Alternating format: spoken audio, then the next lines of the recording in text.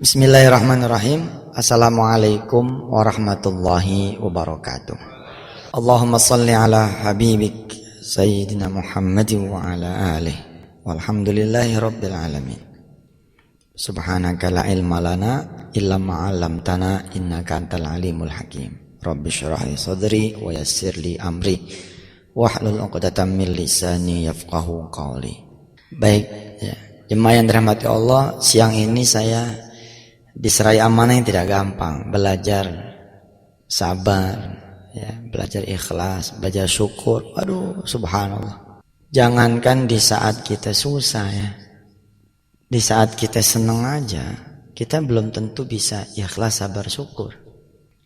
Belum tentu tuh. Saya ulangi ya, belum tentu di saat ya kita senang ya kita bisa ikhlas, sabar, syukur. Di saat sulit yang sebenarnya senjata itu juga menjadi senjata orang-orang yang pengen berubah kesusahannya, kita masih belum mampu. Banyak orang bilang begini, lah kalau lagi banyak duit emang sabar perlu Ustaz? Kalau ente megang duit nggak sabar sehari habis bos. Bener itu kan? Kalau kita megang duit nih, megang gajian, kita nggak sabar nih, wow selesai tuh.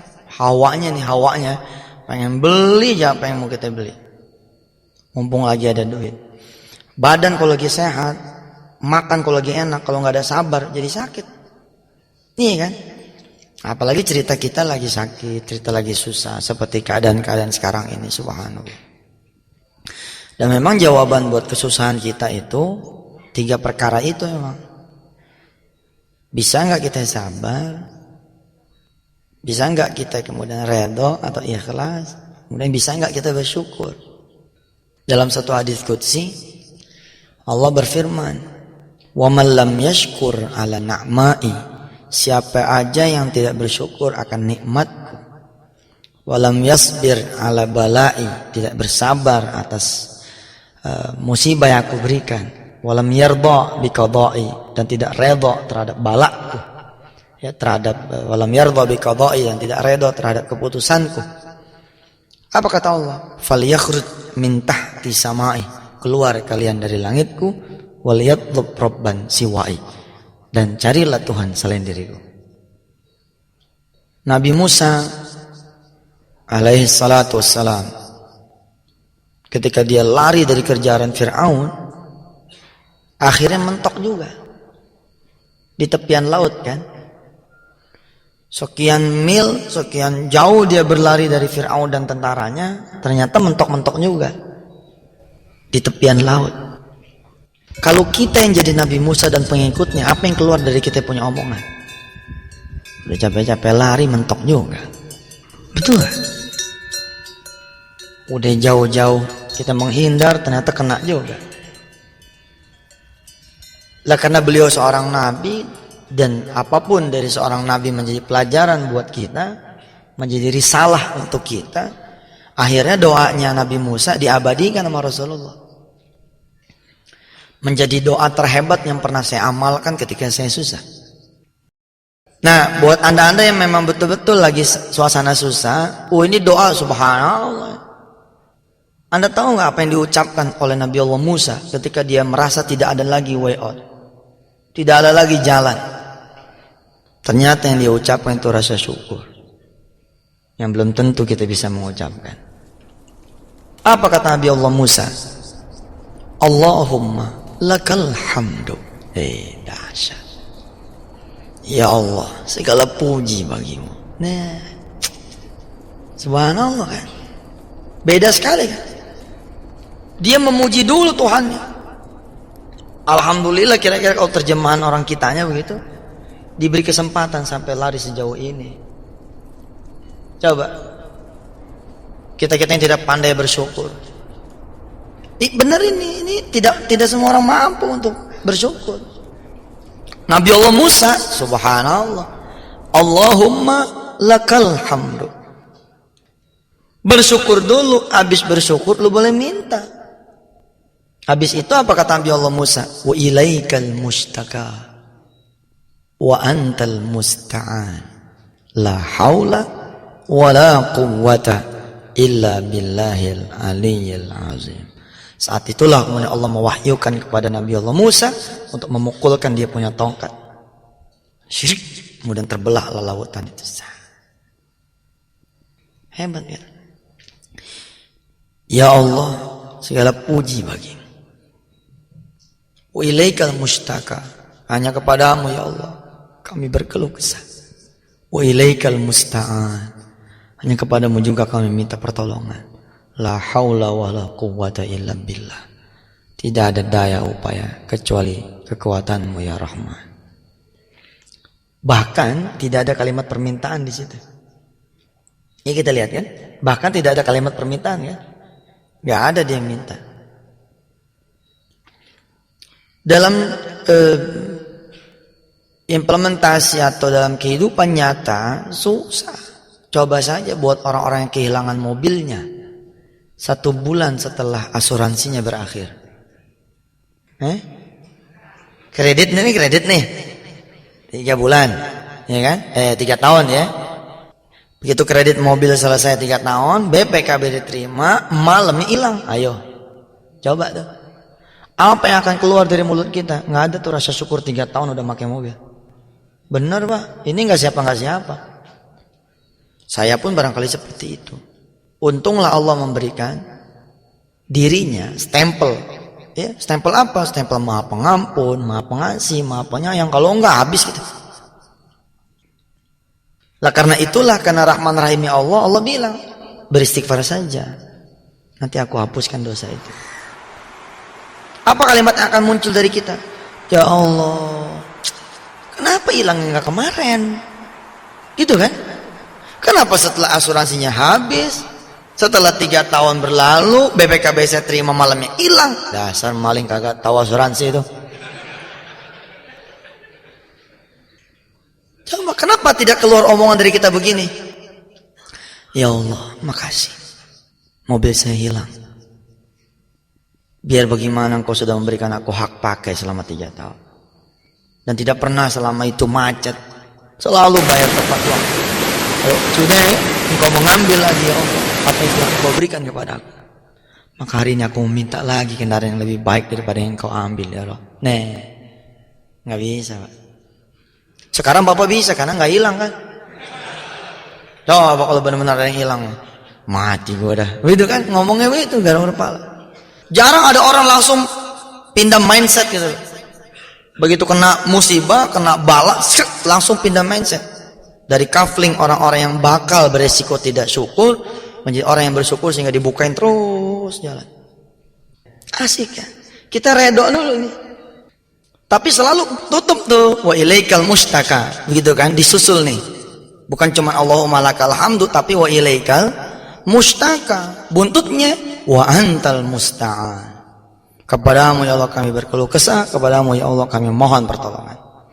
Subhanallah ya Bu, susah bersyukur dikala kita sulit. Lebih susah lagi kita bersyukur dikala senang sebenarnya. Pun kalimat yang sama, susah lo bersyukur dikala senang. Juga lebih susah lagi bersyukur dikala sulit. Artinya dua-duanya keadaannya itu akan sulit kalau kita tidak mengetahui ilmunya, caranya, tidak ada kearifan di hati kita. Kita kehilangan barang yang kita tidak pernah miliki sebenarnya. Kita jadi marah-marah sama Tuhan. Luar biasa. Kita berani menyumpah serapahi Allah. Ya, ketika dia mau ngambil sesuatu yang ada di kita padahal dulunya tidak pernah ada. Saya menulis di salah satu buku saya itu ada kisah tentang, kalau kita cerita tentang kejujuran dan rasa syukur ya, ada kisah tentang judulnya itu saya agak lupa ya. Tapi orangnya saya ingat namanya Riyadi. Dia punya pengalaman kerja 15 tahun dan selama itu pula tidak ada cacat. Orang ini orang paling jujur, nomor 1 paling jujur di perusahaan. Hingga satu masa ujian itu datang. Sederhana Pak, ini orang susah. Porter tuh apa ya, tukang bawa barang gitu ya, ngangkut dari gudang gitu ke mobil ke gitu. Suatu saat dia mengalami satu kebutuhan klasik lah. Dia punya anak, perlu uang sekolah, perlu uang buku, dan tidak ada uang. Dia cari ke sana kemari nggak ketemu. Sampai akhirnya kemudian dia memutuskan mengambil satu barang elektronik di pabriknya dia. Yang menurut dia ini upgear punya. Jadi tidak masuk dalam list. Karena ada terus di situ. Jadi dia pun ngambil yang dia pikir dosanya paling ringan. Kalau kita kan enggak. Kalau aman kita tingkatin lagi.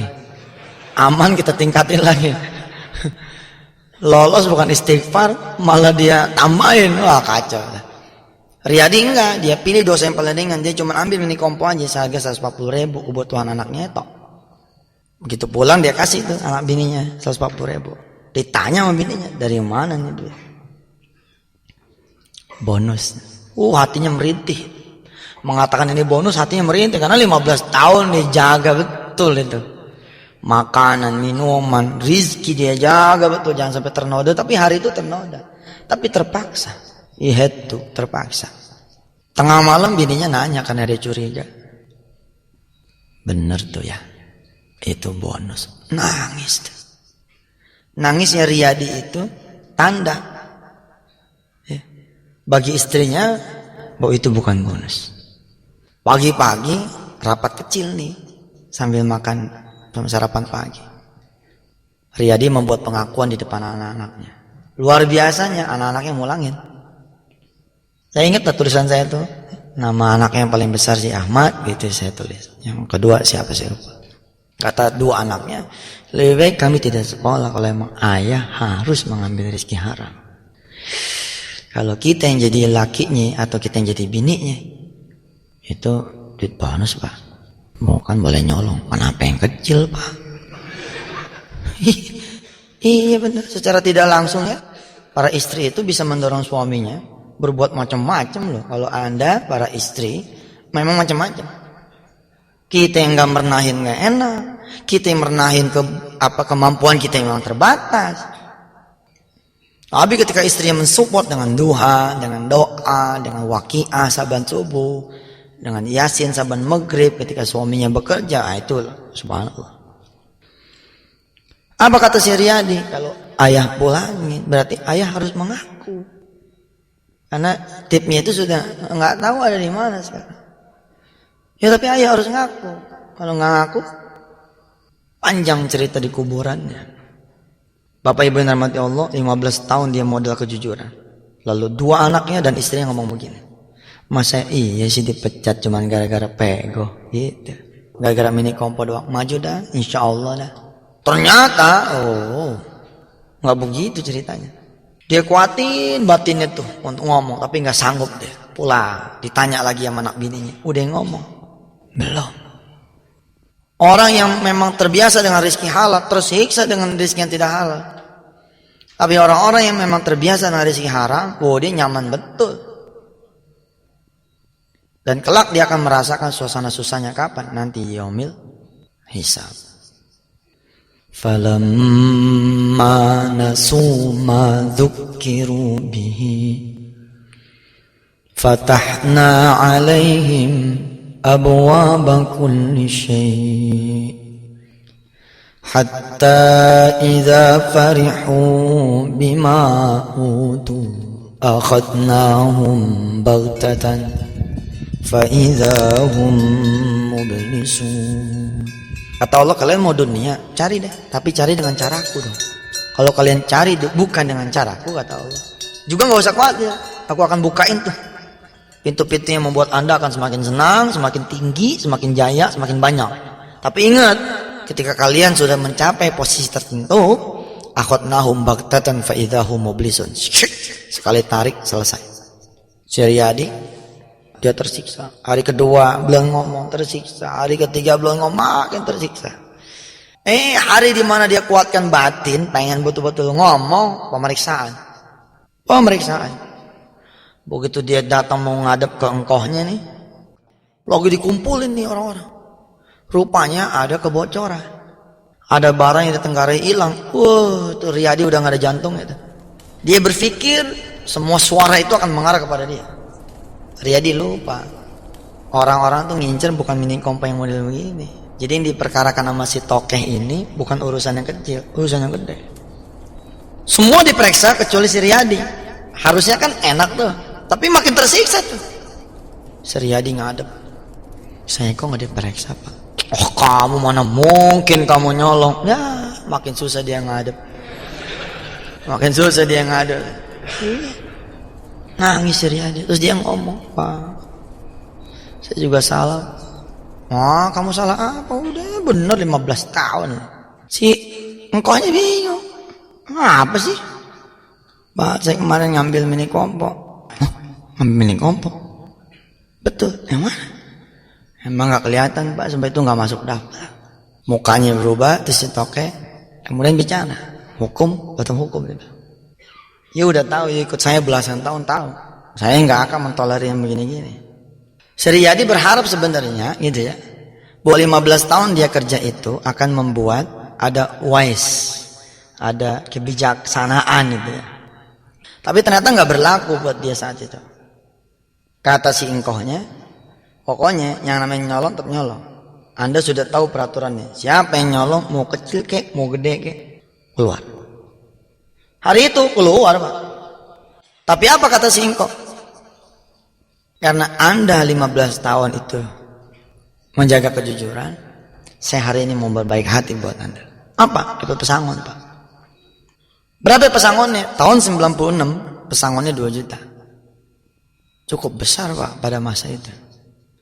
Tapi buat seorang Riyadi yang 15 tahun tidak terbiasa wira swasta, terbiasa cuma ngangkut barang, ya nurunin barang, ini jadi masalah ini. Dipakai makan terus habis, nggak dipakai makan, nggak ada lagi yang bisa dipakai kecuali ini Pak. Pulang dia nangis. Nah disinilah hebatnya orang-orang yang sabar. Ustadz kan Riyadi nggak sabar. Iya, tapi perjalanan koreksinya itu membuat Allah masih menggolongkan dia orang yang sabar.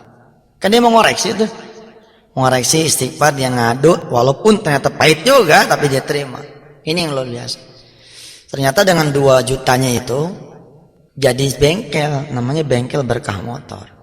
Oh Ba'du ceritanya, ya dalam kondisi dia sudah tidak lagi pekerjaan, tetangga kanan kirinya tahu Riyadi lagi gak kerja, dan mereka juga tahu Riyadi ini tukang ngebenerin motor, dan mereka pun tahu bahwa Riyadi ini orang yang jujur.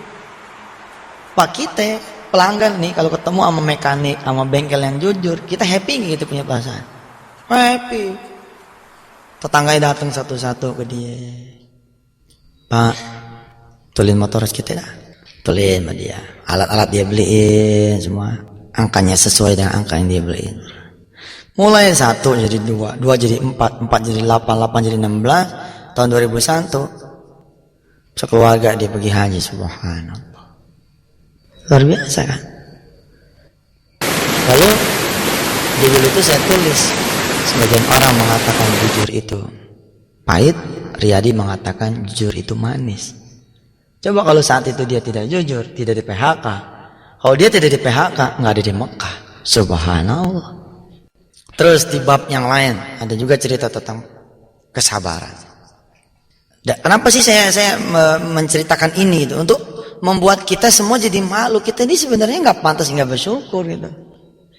Di tengah orang ngantri di kantor pos, kita nggak ngantri di kantor pos. Subhanallah. Di tengah orang-orang pusing karena kenaikan BBM, kita sih nggak pusing, biasa aja tuh. Karena kita orang yang ya bisa mensiasati keadaan.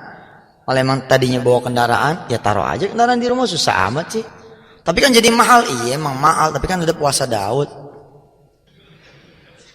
sehari puasa sehari kagak. Anggaran tadinya buat 30 hari kan cuma jadi 10 hari. Selalu ada penyiasatan buat orang beriman mah gitu.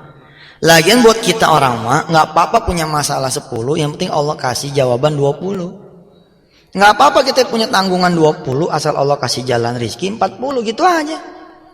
Apalagi kalau bukan nerima, gitu kan? Kita lawan terus juga emang nyatanya naik terus, mau diapain lagi? Kita sabar, kita melihat peluang, jangan ngelihat masalah. Kita ngelihat masa depan, jangan ngelihat masa lalu. Kita lebih melihat kebesaran Allah dibanding dengan kesulitan kita yang memang besar. Ya lihat Allah aja. Nah di episode yang kedua yang saya mau ceritakan kepada Anda semua, ini seorang gadis orang gadis yang di tahun 80-an dipaksa menikah. Usia belum genap 17 tahun dipaksa menikah sama seorang rentenir.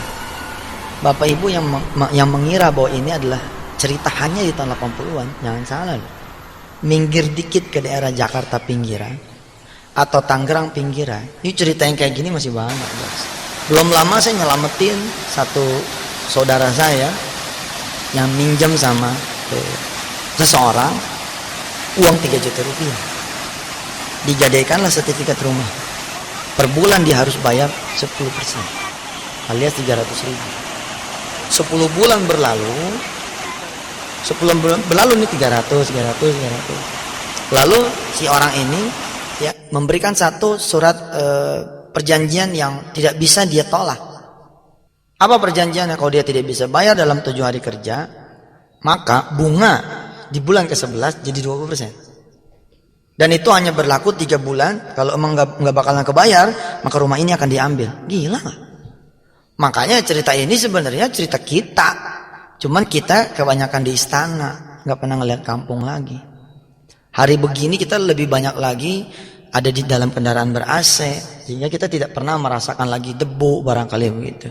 Kita udah sering banget makan enak, sehingga tidak lagi rasanya nggak mungkin deh ada orang nggak makan. Padahal hari gini keluar dikit dari rumah kita itu banyak sekali orang nggak bisa makan, banyak banget. Dan itulah yang terjadi gitu. Subhanallah.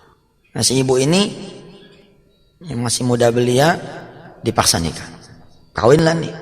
Seperti di sinetron.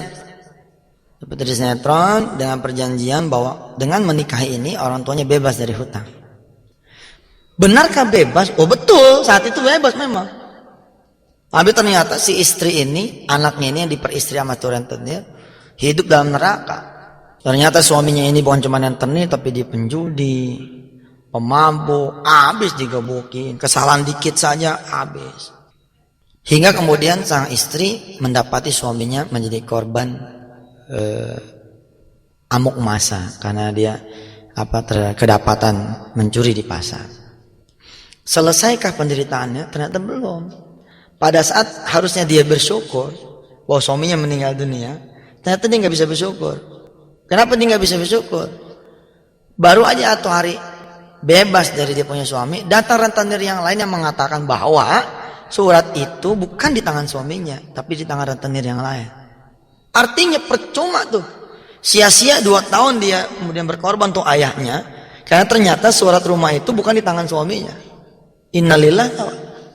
Nah, tulisan itu saya kasih judulnya Secari Kertas yang Membahagiakan. Jadi hanya dengan secari kertas, perempuan ini bahagia.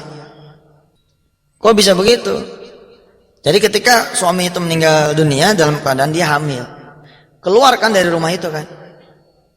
Begitu keluar dari rumah itu, dia ngontrak, bertahun-tahun dia jalanin sebagai tukang cuci, sebagai tukang sebagai pembantu rumah tangga.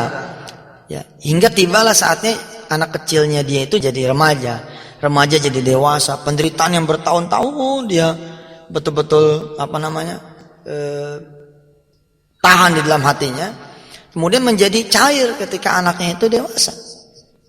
Ketika anaknya dewasa, anaknya itu ngomong kepada si ibu ini bahwa sudah lama jangan jadi tukang cuci lagi sebab saya udah kerja. Tapi apa kata si ibu? Sudahlah kamu kerja saja yang baik, buat kamu nikah. 2 tahun sejak anaknya ngomong jangan kerja, anaknya nabung. Kemudian dia daftarin tuh ONH. Nah didaftarin ONH itu, kemudian ONH inilah yang menjadi tebusan buat ibunya. Jadi katanya anak, 2 tahun yang lalu saya pernah datang tangan kosong. Mak, sekarang mak harus percaya saya bisa ngidupin emak tanpa emak jadi tukang cuci lagi. Nih mau udah saya bayarin ONH-nya. Tulisan itu kemudian saya kasih judul tuh Secari Kertas yang Membahagiakan. Dan ternyata episode Secari Kertas itu membuat penderitaan yang berpuluh-puluh tahun itu akhirnya menjadi sudah tidak lagi menderita. Nah kemampuan kita bersabar itu akan mempengaruhi kita juga untuk bisa bersyukur. Banyak orang benar-benar kehilangan tuh rasa syukurnya karena dia kehilangan rasa sabar. Karena dia tidak bisa bersabar, kemudian dia akhirnya tidak bisa bersyukur. Saya cuma mau mengingatkan diri saya, Ya, saat ini ketika ngomong tema tentang bersyukur, cirinya tuh dua, nggak jauh-jauh. Ciri yang pertama, kalau kita sholatnya makin benar. Kan kita kebanyakan kan ngomong, saya udah bersyukur Ustaz. Ya sudah, ukurannya tuh itu kata Quran. Itu di surah Ibrahim ya, ayat 31 kalau tidak salah. Benarkah kita sudah bersyukur? Kata Allah, lihat sholatnya. Kalau sholat Anda semua saat ini zuhurnya selalu lewat azan, kayaknya belum dihitung sebagai orang bersyukur. Kalau sholatnya itu pas azan kita sudah di dalam sejadah, udah di atas sejadah, rasanya bolehlah kita mendaftarkan diri di barisan orang-orang yang bersyukur. Kemudian sedekahnya juga begitu. Kalau sebelum kerja anak yatim 1, masa sesudah kerja anak yatim tetap 1? Harusnya kan sesudah kerja punya gaji anak yatim jadi 2. Jumatan dari muda sampai tua begini nih nggak berubah. Apanya sedekahnya? Dulu waktu muda ada 20-an, ada 10-an, ada 5.000-an, ada 1.000-an. 1.000-an. Begitu kita udah pada berumur tetap 1.000-an. Dulu kita sedekahnya per bulan 2,5%, wayahnya begitu. Tahun ini kita rubah, sedekah wajib kita naikin, jangan 2,5 jadi 5%, jadi 10%. Insya Allah tidak ada lagi yang mengajarkan ilmu sedekah, tidak ada lagi yang bisa mengajarkan ilmu sabar, ikhlas, syukur kecuali Imam Allah lewat proses kehidupan. Kehidupan kita lah yang nanti akan mengajarkan kita untuk menjadi hamba yang bersyukur. Kesusahan saat ini akan dimaknai oleh kita. Subhanallah ya, kalau saya kemarin nggak di PHK nggak begini. Masya Allah ya, kalau saya kemarin tidak bercerai, tidak ketemu papanya. Maksudnya papa yang baru gitu kan, gara-gara bercerai. Padahal dulu kita mengutuk Allah setengah mati kan, babuk. Subhanallah, gara-gara saya ketabrak saya jadi kenal sampean. Alhamdulillah, gara-gara begini jadi begitu. Kadang-kadang tuh kemampuan menganalisis tuh kejadian itu hikmahnya Allah yang ngajarin. Makanya Allah bilang, "Wa may yu'tal hikmata faqad utiya khairan katsira." Siapa yang dapat hikmah, maka dia sungguh sudah dapat nikmat yang teramat besar. Nah, ukurannya nanti ini asar. Ukurannya asar nanti. Kalau asar nanti kita nggak ada qobliyahnya, percuma dah tuh kita ngomong dari Jumat tadi sampai hari ini. Bener nih saya ngomong. Kalau asar nanti kita sholat aja, nggak ada qobliyahnya. Wassalam dah tuh. Kita ngomongin rasa syukur percuma. Terus kalau kita tidak eksekusi juga sedekah dalam jumlah yang lebih banyak daripada yang kemarin, rasanya juga menjadi satu hal yang absurd. Percuma lah kita ngomong istilah begitu, ngomong alhamdulillah, tapi kelakuan kita belum mencerminkan alhamdulillah.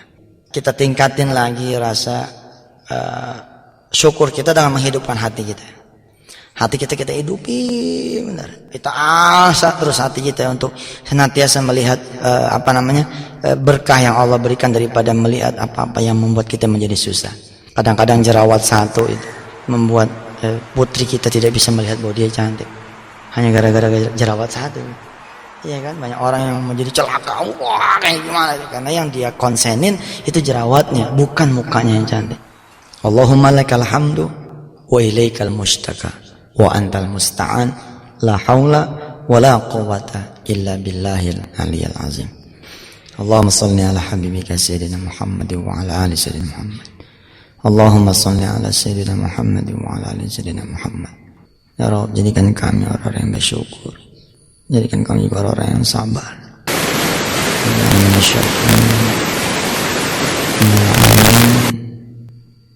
Minas salihin, minal muslimin, minal mu'minin, minal muttaqin.